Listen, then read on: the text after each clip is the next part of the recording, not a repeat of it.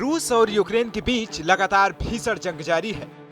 इस जंग को शुरू हुए 2 महीने से ज्यादा हो चुके हैं, लेकिन ना भी किसी की हार हुई है और ना ही किसी की जीत हुई है। जमीन पर दोनों तरफ से ताबड़तोड़ हमलों का दौर जारी है।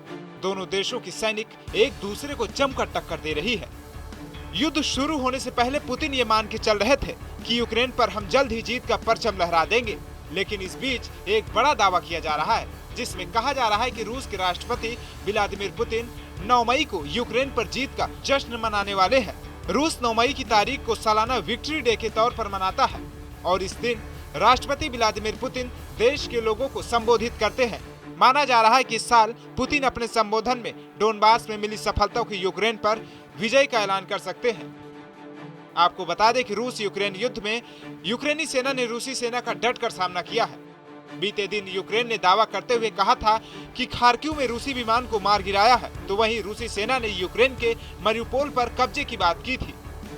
रूस के रक्षा मंत्रालय ने जानकारी देते हुए बताया है कि व्लादिमीर पुतिन ने खुद मरियुपोल पर जीत की घोषणा की है, लेकिन सवाल है कि पुतिन और रूस के लिए 9 मई की तारीख क्यों इतनी खास है। तो आपको बता दें कि जब दूसरे विश्व युद्ध में नाजी जर्मनी सेना पर रूस को मिली जीत के बाद रूस हर साल 9 मई को विक्ट्री डे के तौर पर मनाता है।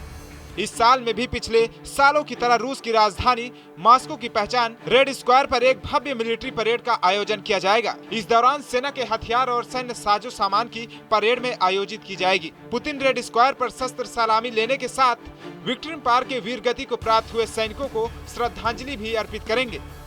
वहीं बीते गुरुवार को खुद पुतिन ने अपने रक्षा मंत्री को कुछ ऐसे निर्देश दिए हैं जिससे अब लग रहा है कि वो युद्ध खत्म करने के लिए मन बना रहे हैं।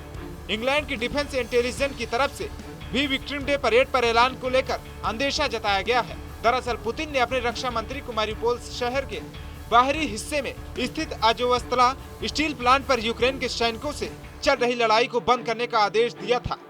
ऐसे में यूक्रेन से पिछले 50-55 दिनों से चल रही जंग में ये विजय दिवस बेहद अहम माना जा रहा है। लेकिन जब भी रूस को लेकर 9 मई की तारीख का जिक्र किया जाता है तो इसमें हार से घिरे हिटलर की बात जरूर आ जाती है, क्योंकि अमेरिका, ब्रिटेन और सोवियत संघ साथ है और नाजी सेना को घुटने टेकने पर मजबूर कर दिया था।